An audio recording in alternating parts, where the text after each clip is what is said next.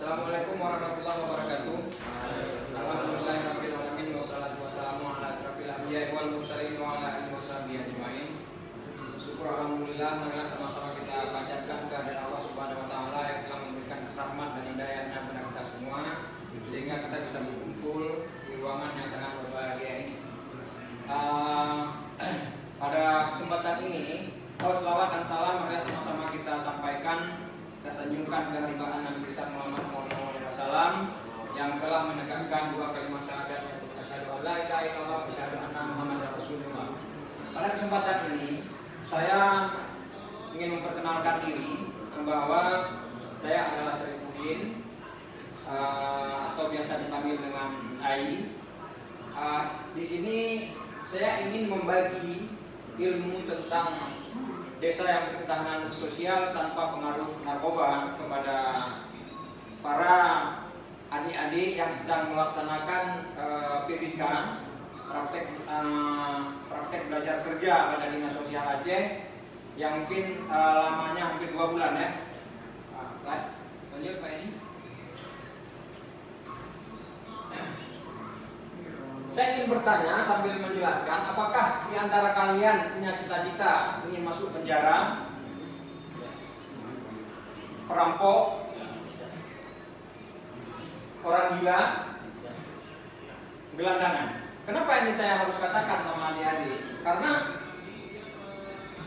saat narkoba itu mempengaruhi jiwa, mempengaruhi daripada otak manusia, maka dia ingin sekali berbuat pada hal-hal yang negatif dan yang sangat membahayakan bagi diri dia sendiri. Cuman dia punya angan-angan yang lebih ngeri kita lihat. Karena sebenarnya saya ingin memutarkan tadi video, mungkin nanti videonya akan kita tampilkan setelah saya sampaikan ini. Perampok, orang gila, gelandangan ini adalah bukan cita-cita.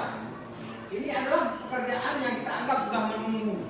Ya, menunggu kenapa ini sudah menunggu? Karena kita tidak siap dengan pendidikan, dengan pembelajaran, sehingga kita mungkin di sekolah sering bolos, di desa kita sering gabung dengan orang-orang yang pengetahuannya sangat negatif. Nah, ini paling perlu saya sampaikan kepada adik-adik yang sedang melaksanakan PBK. Lanjut. Jika tidak ada, maka jauhi narkoba.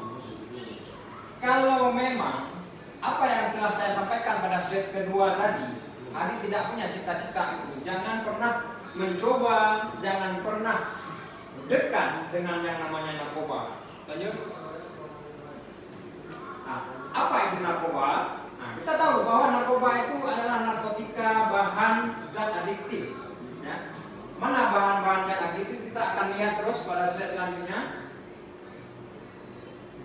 Nah, Undang-Undang Nomor 35 Tahun 2009 tentang narkotika, narkoba adalah zat atau obat yang berasal dari tanaman atau bukan tanaman baik sintetis maupun semi sintetis yang dapat menyebabkan penurunan, perubahan kesadaran, hilangnya rasa, mengurangi sampai menghilangkan rasa nyeri dan dapat menimbulkan ketergantungan. Jadi narkoba ini biasa digunakan untuk orang-orang yang saat akan mengalami operasi besar. Ya.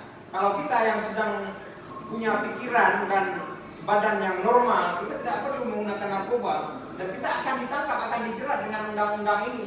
Nanti setelah dijerat kita bisa dieksekusi, kita bisa dipenjarakan seperti yang slide kedua tadi. Dan setelah itu kita mungkin bisa jadi ke gelandangan, bisa jadi merampok dan sebagainya. Lanjut Pak Edi. Mengapa narkoba berbahaya? Ya, narkoba ini sangat membahayakan bagi generasi muda, apalagi seperti adik-adik yang masih duduk di bangku SMA itu sangat labil, masih gampang dipengaruhi oleh hal, baik itu pengobatan secara tradisional ataupun pengobatan secara ilmu kedokteran. Lanjut Pak Edi. Narkoba, jenis-jenis narkoba itu banyak ya, ada ganja, opium, kokain, dan dibandingkan dengan daerah-daerah Aceh Utara, kemudian Biren, ya, Sigli itu kebanyakan di sana adalah sabu atau orang Aceh bilang sabe. Nah, lanjut tadi. Efek setelah kita kena ganja, Nah, ini yang menarik ini. Saya rasa ini sangat menarik. Efek setelah kita kena ganja itu euforia, kita senang, selalu enjoy. Pikiran kita enjoy, kita tidak pernah memikirkan kalau ini apa bahayanya. Kita yang penting kita ingin kesenangan. Nah, euforia itu kan kita senang. Kemudian lalai dan malas. Kenapa lalai dan malas? Karena otak kita tadi udah kena maunya yang senang-senang aja, yang enak-enak aja, pulang rumah kalau nggak ada makan yang enak, ya, banting piring, kemudian mungkin bisa mukul, lemah daya pikir dan daya ingat. Otak kita sudah bercampur dengan efek ganja ini tadi, bicara melantur, suka berbuat asosial, paranoid, curiga berlebihan, pikirannya kecurigaan kepada orang lain itu sangat tinggi, seolah-olah orang lain itu tidak betul, hanya dia yang merasa betul. Kemudian gangguan kejiwaan. Kalau gangguan kejiwaan ini larilah ke yang slide kedua tadi, yang gelandangan. Setelah gelandangan dia bisa gangguan kejiwaan, dia gila, harus dirawat ke rumah sakit jiwa, keluarga bagaimana, ya kan? Di ini sehingga semua serba salah. Kalau memang sudah kena efek mengganja ini. Lanjut Pak Edi. Berat badan sudah terus berkurang, ya. Kalau efek daripada opium, sukar buang air kecil dan besar, ya. Gangguan seksual sampai impotensi, gangguan head dan kesuburan, gagal pernapasan dan gangguan paru-paru, komplikasi peredaran darah, kejang saluran empedu, gangguan jantung, bengkak, infeksi pada bekas menyuntik, tetanus, hepatitis B dan C, HIV/AIDS, overdosis berakibat kematian. Berat badan berkurang karena tidak mengkonsumsi makanan. Sukar buang air kecil dan besar. Nah, air kecilnya itu mungkin tidak banyak, tapi dia sebentar. Nah, ini kalau efek opium. Gangguan seksual sudah jelas, ya. Jangankan opium, semua zat yang mengandung adiktif. Narkoba itu selalu mengganggu terhadap kerja seksual dan impotensi. Adik-adik ini mungkin sudah bisa mulai belajar, ya, seperti apa itu seks dan impotensi, sudah bisa belajar. Kenapa? Karena itu adalah ilmu. Kalian sudah SMA, ilmu itu perlu membaca, ya? Tapi jangan mencoba. Nah, ini membaca untuk pengetahuan. Kemudian gangguan head dan kesuburan bagi wanita.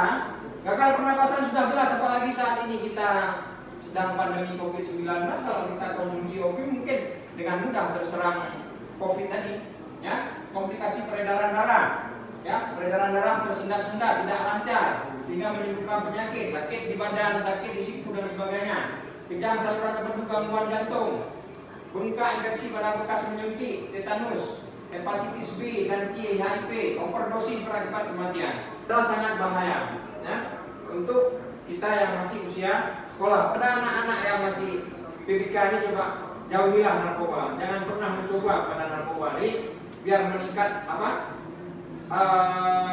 kita itu selalu sehat dan dijauhkan dari segala bentuk penyakit yang bersifat mematikan. Lanjut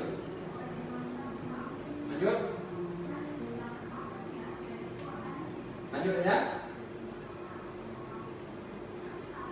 Akibat yang paling fatal itu adalah yang pertama, kita harus direhabilitasi. Rehabilitasi ini kita butuh waktu bertahun-tahun setelah kita memang sudah kecanduan narkoba, ya. Setelah direhab ini kita pasti rehabnya itu sebelum masuk penjara. Kalau kita nggak sempat direhab, nanti kita masuk penjara. Kalau kita nggak sempat direhab kemudian kita masuk penjara, ini berarti kita sudah duluan ditangkap. Kita adalah sebagai pengguna narkoba. Nah, kalau kita nggak masuk penjara, kita selalu menggunakan narkoba, akibat fatalnya tidak pernah mendapat rehab, maka kita akan mati. Nah, matinya mati pelan-pelan matinya, kan sakit pinggul, sakit pinggang, kemudian ada sakit lambung, jantung dan sebagainya, paru-paru, maka kita akan sampai pada titik akhir adalah kematian. Masih ada? Terus? Nanti satu lagi kayaknya. Baik, tahapan penyalahgunaan, ya. Yang pertama adalah coba-coba. Saya ingin mencoba bagaimana rasanya menghisap sabu, kemudian rekreasi, ya. Nah, coba-coba ini penyalahgunaan rekreasi setelah kita coba-coba kita ingin rekreasi ya bersama teman-teman pinggir pantai. Kemudian suasana situasional ya. Pinggir pantai kan enak biasa setelah pakai narkoba itu orang itu bawa gitar, main-main gitar dan sebagainya. Kemudian penyalahgunaan ya. Setelah itu baru ketergantungan. Mungkin itu dulu yang bisa saya sampaikan Pak Edi, sangat panjang ini. Nah, ya. Pokoknya maka dari itu jangan pernah coba-coba terhadap narkoba, apalagi generasi muda yang masih mempunyai masa depan yang panjang, cita-cita yang tinggi, ya. Mungkin ini yang saya sampaikan. Saya akhiri, wabillahi taufiq wal hidayah. Assalamualaikum warahmatullahi wabarakatuh. Waalaikumsalam.